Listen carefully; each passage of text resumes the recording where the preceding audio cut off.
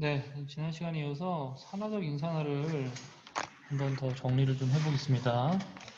전자전달계라고 하는 것을 말씀드렸죠. 전자전달계의 목적이 뭐라고 그랬죠?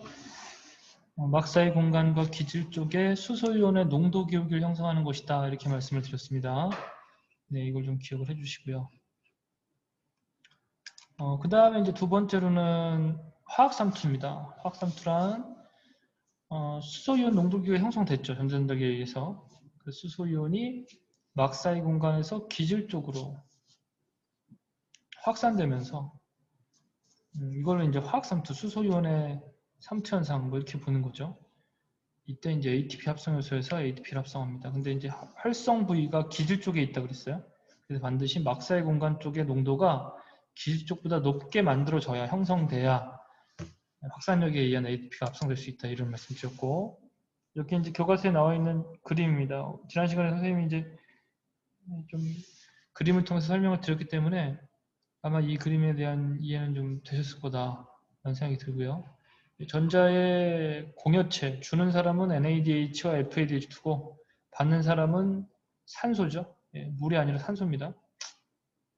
산소는 이제 전자호수를 받아서 물로 환원이 되는 겁니다. 환원. 그렇죠? NADH와 FADH2는 산화가 되는 거고요. 산화하는 반응에 대한 이해가 충분히 일단 여러분들 되어 있으셔야 되겠습니다. 미토콘드리아에서의 산화적 인산화, 이것도 이제 관련된 영상이 있어서 여러분들에게 좀 소개를 드릴까 합니다.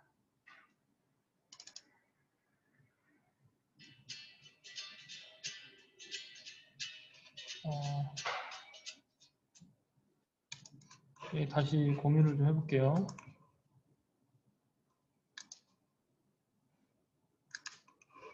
네, 보시죠.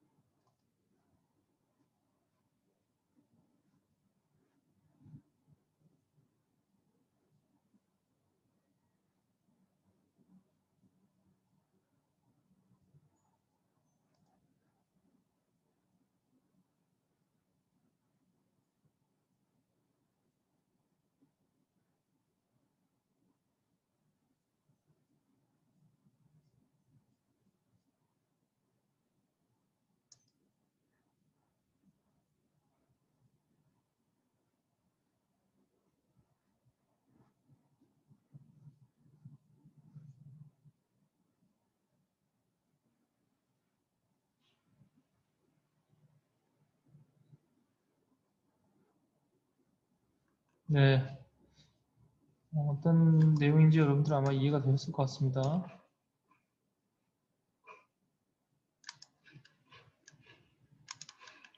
자, 그림에 대한 이해가 되셨죠? 네, 그림에 대한 이해가 여러분들 되셨을 거라 생각이 되고요.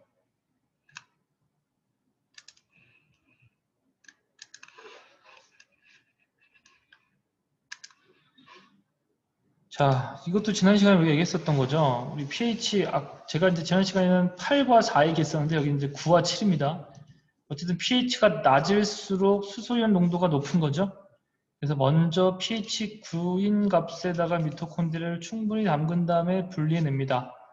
네, 그런 다음에 pH 7인 시험관에다가 넣게 되면 막사의 공간 쪽에 pH가 7이고 기질 쪽은 pH 9인 상태에서 수소이온이 많은 막사의 공간 쪽에서 수소이온이 적은 기질 쪽으로 ATP 합성요소를 통하여 확산되면서 ATP가 만들어지는 장면입니다.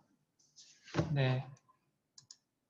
그래서 원동력은 무엇입니까? 미토콘드리아 기질의 pH가 외막과 내막 사이 공간의 pH와 차이가 있을 때 ATP가 합성된다. 하지만 이제 그 차이라고 하는 것은 어디가 어디보다 높아야 된다? 미토콘드리아 내막과 외막 사이 막 사이 공간이 기질 쪽보다 수소의 농도가 높아요. pH가 낮아야 ATP는 합성된다. 이렇게 여러분들이 보셨고요. 자, 그다음에 이제 에너지 효율이라고 하는 것이 나오죠. 우리가 이제 1 NADH당 2.5 ATP, 1 FADH당 1.5 ATP가 만들어진다 이렇게 말씀을 드렸어요. 그래서 이제 총 해당 과정에서 두 분자의 NADH, 그 다음에 두 분자의 피루부산이 TCA 회로를 통해서 만들어지는 것이, 피루부산의 산화미 TCA 회로에서 만들어지는 것이 총 8 NADH니까 해당과 합치면 10분자의 NADH고 두 분자의 피루부산이 각각 한 분자의 피루부산이 한 분자의 FADH2를 만드니까 두 분자의 피루부산이니까 두 분자의 FADH2 이게 맞죠? 그래서 10 곱하기 2.5 하시면 25, 2 곱하기 1.5 하시면 3 해가지고 28 ATP가 만들어진다 이런 얘기예요. 그래서 여기 32는 어떻게 나오는 겁니까? 해당 지수수준 인산화 2ATP이고 TCA 회로 지수수준 인산화 2ATP 그걸 합치면 총 최대 32ATP가 만들어질 수 있다. 이렇게 나와 있는 거죠. 네. 그래서 이제 세포호흡의 에너지 효율은 34%다. 이건 어떻게 나온 겁니까? 1몰의 표당이 완전 분해됐을 때 만들어지는 에너지량이 686kcal이에요. 네, 686kcal.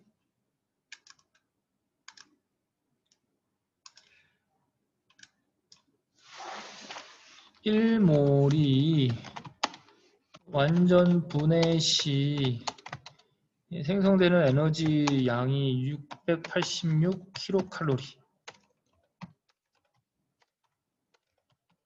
예. 됐죠? 그리고 ATP 합성량은 얼마입니까? 우리 32ATP라고 했죠? 1ATP당 약 7.3kcal입니다. 7.3 우리 kcal. 그죠? 그러니까 이거를 686으로 나누는 거지 뭐. 그죠? 이렇게 보시면 되겠어요. 이게 에너지율입니다. 곱하기 100.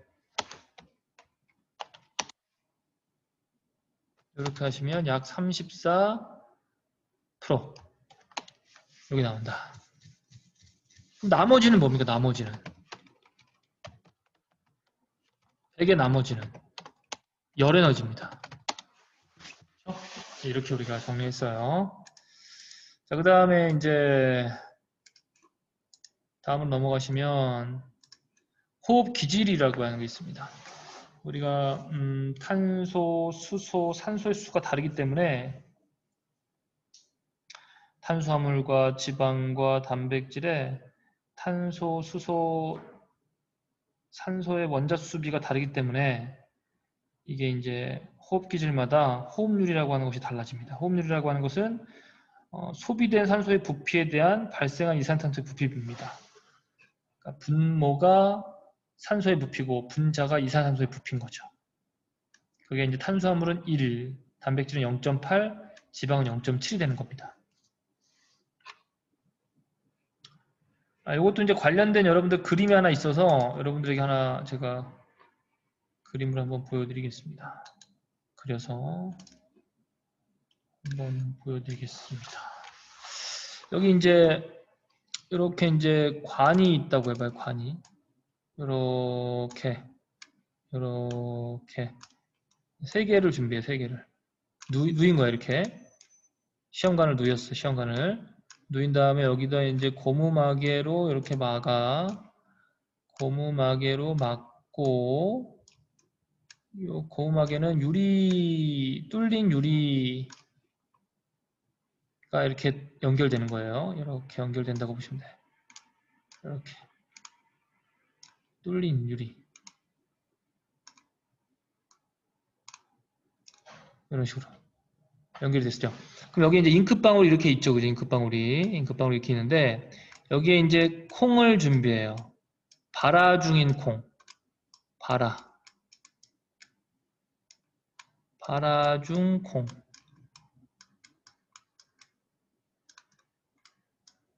됐어요? 여기도 발화 중 콩. 여기는 이제 마른 콩. 일종의 이제 여기는 세포호흡을 안 하는 거죠. 마른 콩은 세포호흡을 안 하는 거야.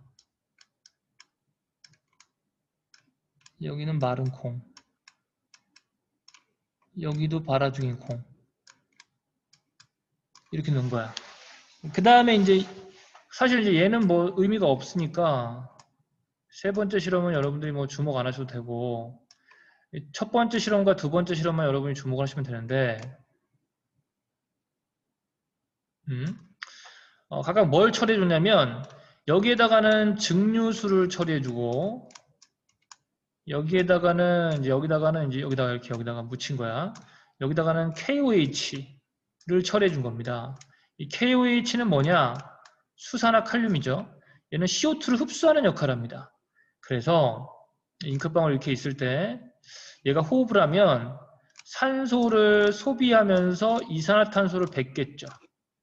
산소를 소비하면서 이산화탄소를 뱉을 거란 말이야. 호흡을 할 테니까. 세포호흡을 할 테니까. 발화중인 콩이니까. 그때 이제 소비된 산소가 있을 것이고 발생된 CO2가 있을 텐데 이 발생된 CO2를 KOH가 다 가져가니까 여기서의 잉크방울의 이동은 뭐만 고려되는 거냐면 얼마나 이 발화 중인 콩이 산소를 소모했는 게만 나타낼 수 있어요. 이게 예를 들면 5cm라고 합시다. 5cm. 5라고 합시다. 그 다음에 얘 같은 경우에는 두 가지가 다 연결되어 있는 거죠. 소모되는 산소량, 발생되는 CO2량이 다 이제 감안이 되는 거지. 이 실험은. 그랬을 때 이 잉크방울의 이동이 이 왼쪽으로 1cm라고 합시다. 1cm. 자, 그럼 보세요. 자, 우리가 이제 아까 호흡률이라고 하는 것을 계산할 때는 분모가 소모된 산소량이고 분자가 발생된 CO2량이라고 그랬단 말이야. 그러면 지금 여기서는 CO2를 KOH가 다 가져갔으니까 소모된 산소량만을 계산할 수 있겠죠. 5로. 이대로 넣으면 돼. 그럼 이제 요 값을 통해서 알 수 있는 건 뭐냐면 자, 소모된 게 5고 CO2가 얼마 만들어졌길래 1cm 이동했을까? 4겠지. 얘가 4겠지. 4. 그죠? 얘가 4다 이렇게 볼 수 있는 거야. 5분의 4는 얼마입니까? 0.8이죠. 아까 우리가 잠깐 봤었죠. 뭘 봤었니? 요거. 자, 0.8이면 뭐야? 단백질이구나. 아, 호흡 기질로 단백질이 이용됐구나. 뭐 이런 식으로 여러분이 판단할 수 있는 겁니다. 될까요? 그 다음에 이제 호흡 기질에 따른 경로가 나와 있어요. 단백질은 아미노산으로 이제 소화가 된 다음에 아미노산에서 아미노기 NH2 아미노기를 떼는 과정, 탈아미노 반응, 탈아미노 작용이 일어난 후에 다양한 형태의 유기산이 되고 이것들이 이제 배당 과정으로 또는 아세틸코A로 전환되고 또는 TCA로의 중간 산물로 해서 들어갑니다. 그죠? 그 다음에 이제 지방 같은 경우에는 글리세롤과 지방산으로 분해가 되는데 글리세롤은 이 과정으로 지방산은 아세틸코A로 전환되어서 갑니다. 이제 지방산은 탄소가 굉장히 여러 개 연결되어 있는 거거든요. 이 탄소 두 개짜리로 쪼개져 가지고 아세틸코A가 되어서 들어간다 이렇게 보시면 되겠습니다. 어떤 식으로 이제 호흡 기질이 이런 세포호흡 과정에 참여하는지 이런 것들을 우리가 좀 알 수 있고요. 정리를 좀 해보시면 표당 한 분자가 피로부산 두 분자가 만들어지는 거고요.